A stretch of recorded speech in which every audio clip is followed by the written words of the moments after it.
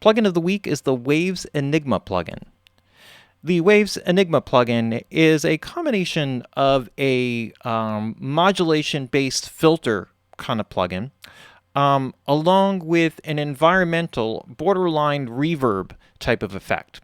So it's kind of an interesting combination. And the way that the filters work and the way that they've designed this makes it sort of sometimes a bit unruly or a bit kind of difficult to gauge how it's going to react. And you'll kind of see that as we work along with it. The plugin itself is primarily staged in two sections. We have an upper section which maintains the filters. And so you have these basic notch filters, and you can determine the number of them that you have here with some other varied settings. The width of the stereo imaging, the depth of the modulation characteristics, and some of the other settings for speed. There is also some frequency filter settings here that we can kind of work with sort of set the range at which the modulation occurs. And then there's also a feedback section down at the bottom, and this is where you can generate this sort of environmental or depth characteristic. So it's more than just a straight like modulation delay plugin. You can actually get really incredibly creative with it. So let's just kind of take a look at some of the parameters. So just with the generic, this is the basic like setting it comes with when you start with it. So this is the original sound.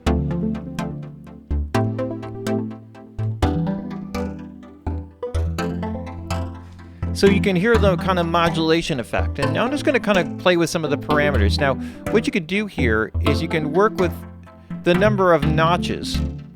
So this is one pair of notches. 3, 5.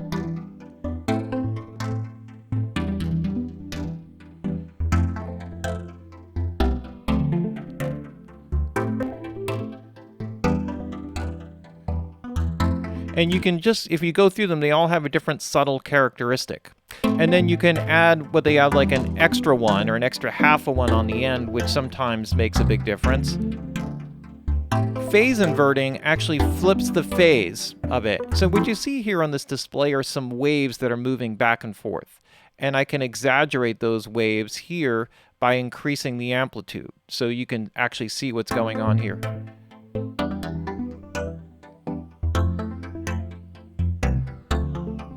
So now as I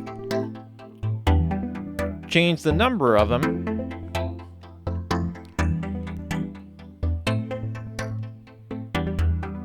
you can increase or change the complexity. And then this, you can't see the actual extra wave. You can actually freeze it into a particular mode, and then you could see the extra half that it adds on over there. And you can see how this inverts the phase of the nodes. All right, so that kind of moves that. I can sync it to the tempo of the song, or I can just work with it manually here. I could choose different wave shapes. Sine wave, which is smoother. Square wave, which, because that modulation characteristic is so slow, I would probably increase the speed. Whoops, I think I made it worse. So if you want to go like...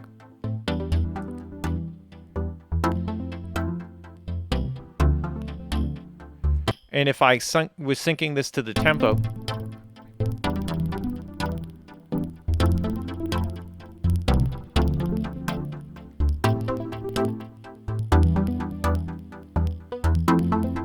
and depending upon how you set it, what we're getting is a bunch of clicking in the background. But I think you can hear how that would sort of be a cool thing. The triangle is sort of, you also have sawtooth up and sawtooth down, so you can kind of work with some of those basic characteristics. So what I'm going to do is I'm going to just load in the full reset here. And just work with the preset here. But you can see how, like, changing this, I can change the speed.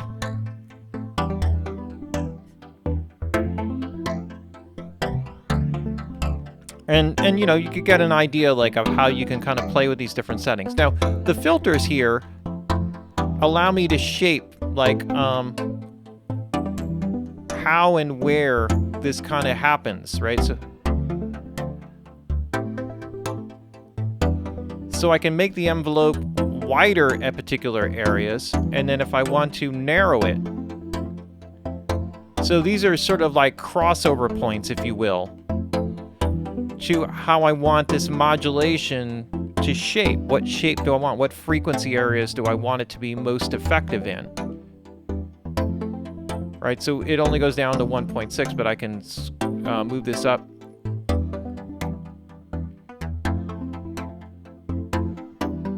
And depending upon the sound, it'll have a different characteristic. Now, one thing that's added in here, right, is like, which is kind of, well, let's just go to the stereo imaging. You might think that spreading it wide is always going to sound better, but it's not actually the case. Because it's so dependent upon what the original sound is and what's going on there. On the right-hand side, we have a mix control. So right now it's set to 50% wet, so we can mix in some of this. And now I want to go over what the feedback section does, because I think here you can see how, what the limitations of this are. There's also a section here for the minimum and maximum frequency that the effect occurs, so we can actually close the filter to be happening within in a particular range. So I can determine those filter boundaries with the two frequencies.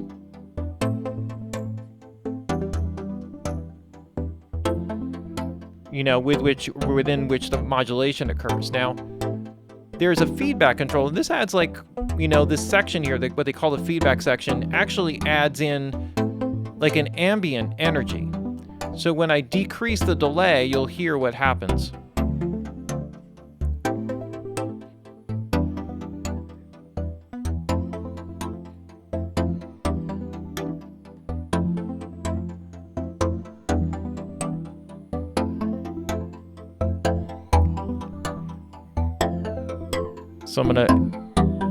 So now you can really feel some of the sweep of this.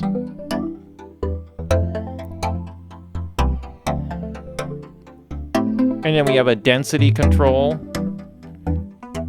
which adds to the density of sort of the ambient effect, and then a delay time, which I can then shape here in a similar way that I shape sort of the dampening, like on a reverb.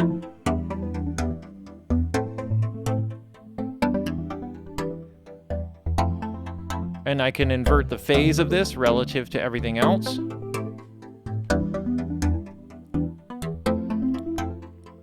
And I can put a little bit of pre-delay on that.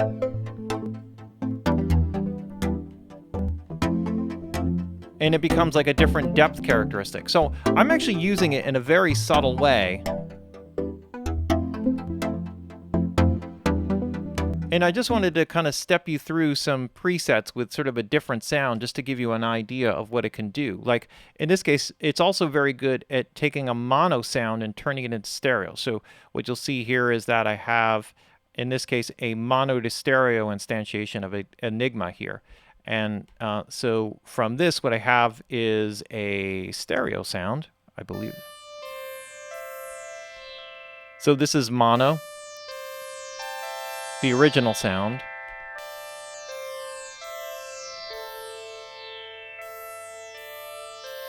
So I can widen it, create a little bit of a stereo kind of, let me just actually highlight this and then loop it so we can. I'm going to take out the feedback here. Just want to toggle you through some presets.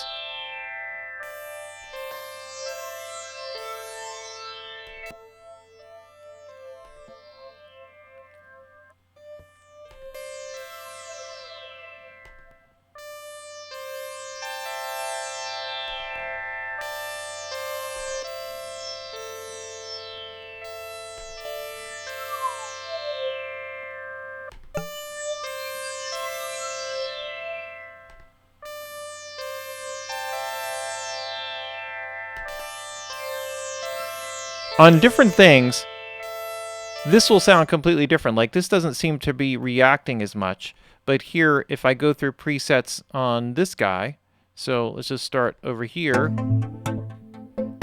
And now I go through those same presets.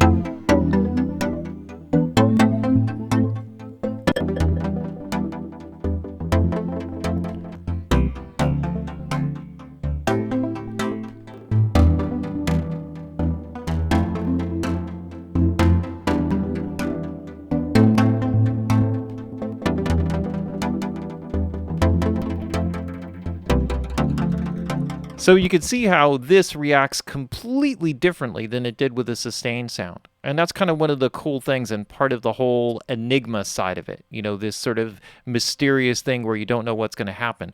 One of the things about this plugin you have to be careful with is with the depth control, because depending upon what it's filtering and where it happens to be sweeping, if you raise this too fast because it's increasing the amplitude of that filtering shape, you may get really, really loud sudden bursts. And this is not like a mistake. It's actually part of the design. Not that they're trying to blow up your speakers or your headphones or whatever, but just to be kind of cautious of that when you're working with it. But it's a very, very cool plugin that if you're just trying to do something unique with it, you can toggle through some presets, kind of come up with a cool vibe that really changes the character of a sound, and then mix that in. And the fact that it has this sort of ambient effect here is also kind of cool. So it's not just sweeping filters, because you got plenty of plugins that offer those types of features. But with that sort of ambient effect and the way that those two interact, that's where the plugin really sort of becomes powerful. So this is one that is, you know, probably deep in the you know, bottom end of the barrel on whatever plugin bundle that you have. You know, if you have a gold bundle or above, I think is where it starts to, or silver, maybe it might appear in the silver bundle. But as you're going up through the bundles and you kind of pop down, you know, if you're running out of like ideas for a particular sound, throw it up on an instrument and just kind of see what kind of silliness, and at very least you'll have some fun for 10 or 15 minutes.